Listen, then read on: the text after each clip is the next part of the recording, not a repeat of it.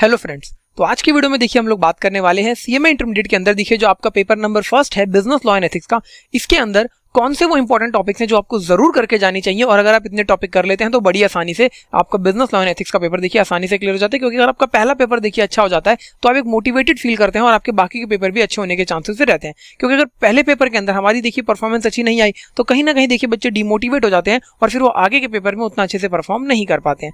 तो इस चीज को खत्म करने के लिए कौन से वो इंपॉर्टेंट टॉपिक्स हैं जो आपको जरूर करके जानी चाहिए, इसके ऊपर हम बात करने वाले हैं। तो देखिए बिजनेस लॉ एंड एथिक्स का आपका ये पेपर है और स्टडी मटेरियल से मैं आपको डायरेक्टली बता देता हूं कि कौन कौन से आपके इंपॉर्टेंट टॉपिक्स हैं। तो यहां पर देखिए आपके पास वेटेज दी गई है और इस वेटेज के हिसाब से आपको देखिए अपना कॉर्पोरेट लॉ जो है इसको बहुत अच्छे से करना है। 40% की देखिए आपकी ये वेटेज रखता है। इसके साथ साथ आपको बिजनेस एथिक्स को भी पूरी तरीके से करना है। इसके बाद अगर मैं बात करूं कमर्शियल लॉ के अंदर तो यहां पर आपको देखिए Indian contract act 1872, sale of good act 1930 और नेगोशिएबल इंस्ट्रूमेंट एक्ट 1881 ये आपको बहुत अच्छे से करके जाना है। ठीक है जी, अगर आप इतना कर लेते हैं और इसके साथ साथ इंडस्ट्रियल लॉ के अंदर आप कोड ऑफ वेजेस 2019 यहां से कर लेते हैं क्योंकि 5 नंबर का क्वेश्चन यहां से देखिए हमेशा आता है, तो आपका देखिए पेपर बहुत आसानी से अच्छे से हो जाता है। इन टॉपिक्स को बिल्कुल भी आपको छोड़कर नहीं जाना। अब इन पर्टिकुलर टॉपिक्स के अंदर जैसे कि इंडियन कॉन्ट्रैक्ट एक्ट हुआ, सेल ऑफ गुड एक्ट हुआ, नेगोशिएबल इंस्ट्रूमेंट हुआ, यहाँ पर आपका कंपनीज एक्ट है 2013 ये हुआ, इनके अंदर भी कौन से वो खास टॉपिक्स हैं जिनको आपको बिल्कुल भी नहीं इग्नोर करना। जो मैंने यहाँ बता दिया ये तो आपको करना ही करने हैं। अब इन टॉपिक्स के अंदर भी कौन से देखिए ऐसी चीजें हैं जो आपको करके जानी है, इसके ऊपर बात करते हैं। आइए, तो देखिए इंडियन कॉन्ट्रैक्ट एक्ट के अंदर आपको वॉइड एंड वॉइडेबल एग्रीमेंट्स ये बहुत अच्छे से करना है। इसके बाद कंसिडरेशन बहुत अच्छे से करना है।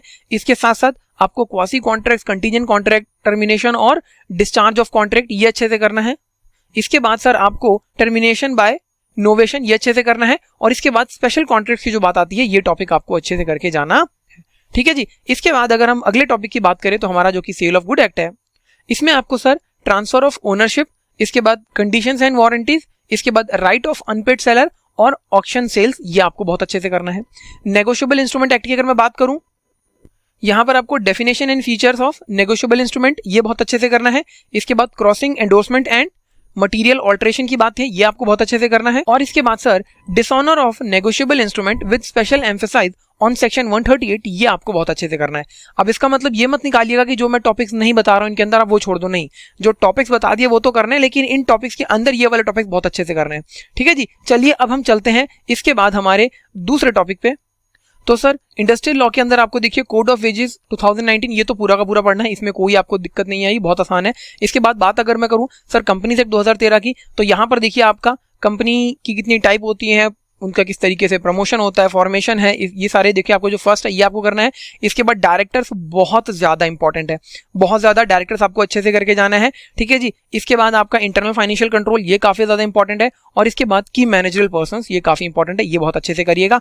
बिजनेस एथिक्स की अगर हम बात करें तो यहाँ पर सर को देखिए the 7 principle of public life ये वाला टॉपिक बहुत अच्छे से करना है। इसके बाद business ethics and its relevance to business ये आपको बहुत अच्छे से करना है। इसके बाद primary norms of business ethics, ठीक है जी, ऑनेस्टी, अकाउंटेबिलिटी एक्सेट्रा ये आपको करना है। इसके बाद साहब आपको एथिक्स इन बिजनेस डीलिंग बहुत अच्छे से करना है। और इसके बाद आपको इमोशनल इंटेलिजेंस का टॉपिक बहुत अच्छे से करना है। तो देखिए मैंने आपको सभी टॉपिक्स बता दिए हैं और उन टॉपिक्स के अंदर भी कौन से ऐसे सब टॉप पॉइंट्स हैं, सब टॉपिक्स हैं जो आपको बहुत अच्छे से करने हैं, नोट कर लिया है।